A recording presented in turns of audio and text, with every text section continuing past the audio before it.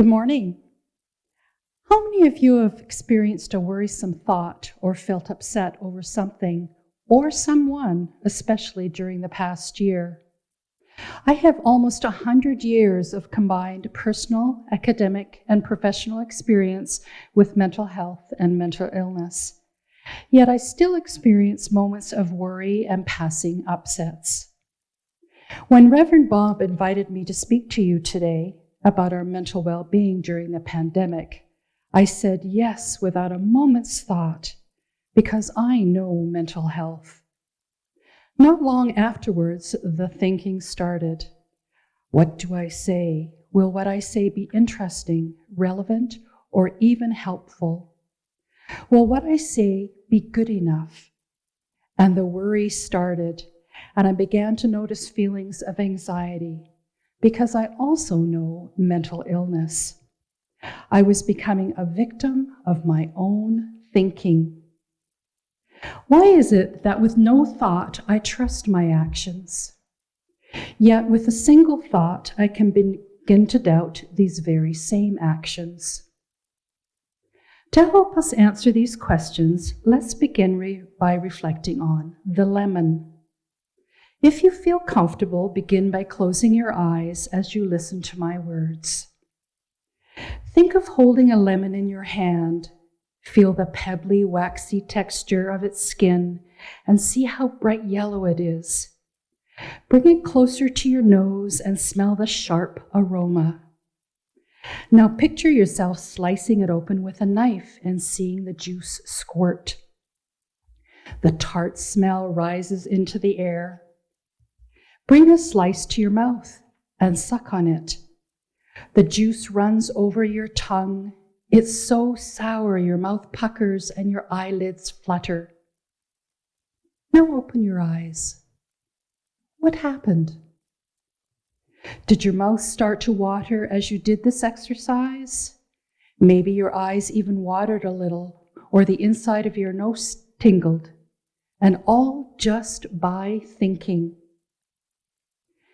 What you just experienced was the interplay between your thoughts, your emotions, your body reactions, and your behaviors.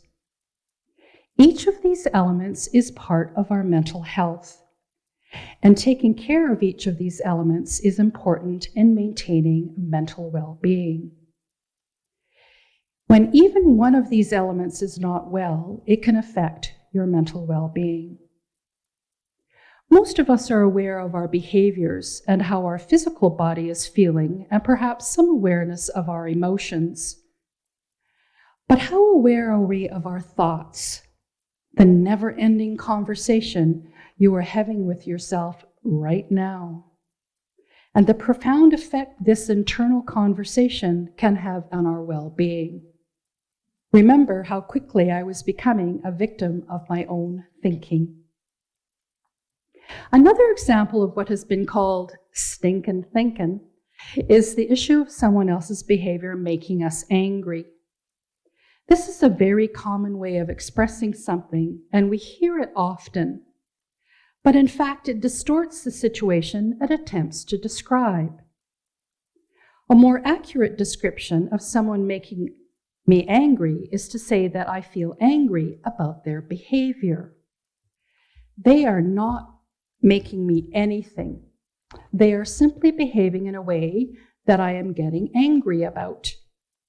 I notice their behavior, then I become angry. The responsibility for the anger is mine, not theirs.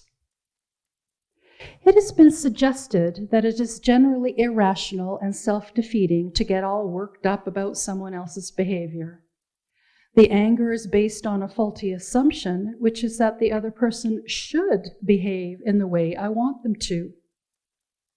If you think about it, what the other person should do is not necessarily what they do. This is a very important element of the equation, reality. They do what they do, and I automatically get angry about it and feel quite upset for a while, possibly very upset. It's like walking around with a big push button on our forehead that says, push here to aggravate. Is this a useful response to others' behaviors? Probably not.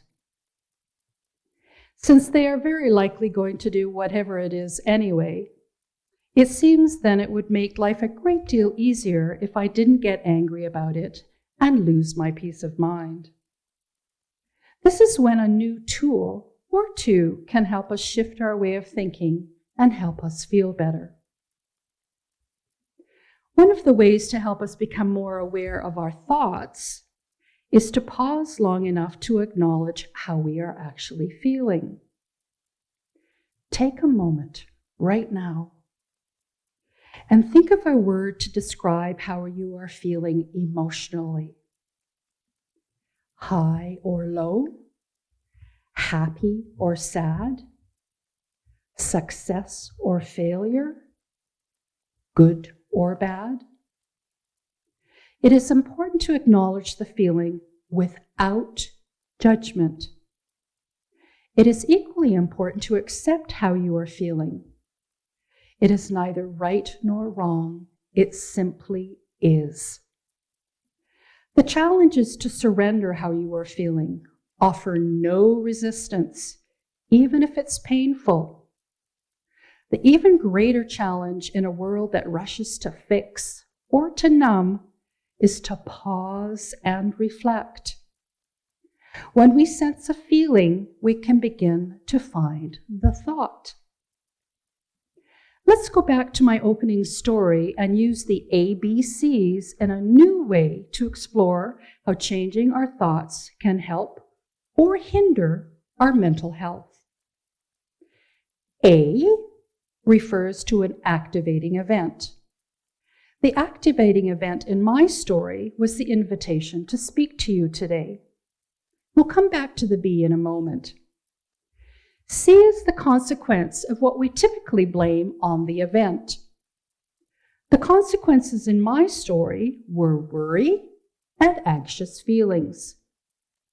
What most of us are not aware of is that there is a belief in between the activating event, the A, and the consequence, the C. And it is the belief that predicts the consequences, not the activating event. B is what we believe, the story, about a particular situation or about a particular person. In my story, the belief I had was that whatever I had to say to you today would not be good enough. And with this story came worry and feelings of anxiety. If I want to be free of anxious feelings, I need to change my story. Let's try the ABCs a second time with a different belief or story. The activating event remains the same. I am invited here to speak to you today. Again, I'll come back to the belief. The consequence I want to create is one of peace of mind. To achieve peace, I know I need to change my story. So now I'm going to use a D to disrupt the irrational belief that what I have to say will not be good enough. Just because I think this thought does not make it true.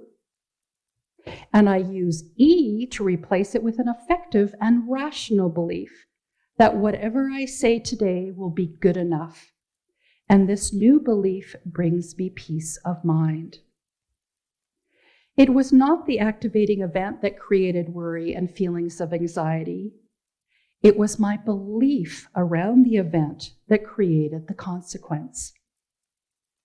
I am responsible for the consequences of my beliefs or my story, not someone or something else. The ABCs are used to analyze the situation and change our thinking without trying to change the external reality, so we can feel better about the situation. This doesn't mean that we never try to change external reality. Sometimes it is appropriate. It's when it isn't appropriate or an effective response that we can choose to have a different response instead in order to feel better. I asked at the beginning if any of you have experienced a worrisome thought or felt upset in the past year. I am imagining most of you said yes, and this would be a very normal response to a very abnormal situation. However, if after almost a year into the pandemic, we are still worried and upset, remember, feelings reflect thoughts, no judgment, but we can use the ABCs to feel better. First, we need to pause long enough to be aware how we are feeling. The C around the events connected to the pandemic, that's what we're considering. And we can begin by writing a new story about these events. Changing our story will change our experience. The pandemic does not change. Our story changes, and each of us are the authors of our own story. In all honesty, during the first weeks of the pandemic, I was in crisis, chaos, and shock. I gave no time to my thoughts. As time passed, I slowed down enough to become more aware of my feelings in response to the pileup of losses and endless changes triggered by the pandemic. In those first few weeks, I was upset most of the time. Reflecting back, I realized my thoughts sounded like, this should not be happening to me, to my friends, to my family, to my community, to my country. Over time, I began to dispute the irrational belief that somehow my personal bubble should not be affected by a worldwide pandemic, and replaced it with a more rational belief that because I am part of this world, of course I am going to be affected by the pandemic. Now, as the months pass, I continue to add new chapters to my story in response to the pandemic. That includes the belief that the losses have created space for me to do what we are talking about today, making 360 well-being a priority in my life. And whenever I find myself in a state of worry in response to the ever-changing world situation around me, I use the ABCs to add another chapter to my story to keep peace within. The ABCs are a tool, and like all tools, we need to pick them up and use them to become proficient. I'm sure you can think of some activating situations, irrational beliefs, and consequences of your own. It might be helpful to remember it is often easier to start with the C, the consequences of A and B, and work backwards to see what began.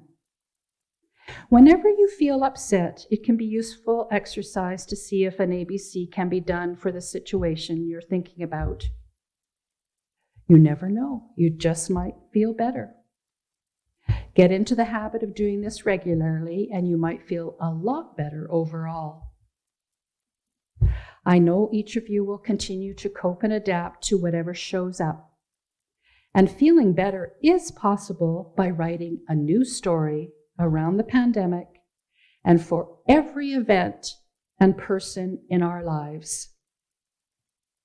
In closing, and in the spirit of Lent, I will share with you that I'm letting go of worry and control, and I am in development with trust and creation. Thank you.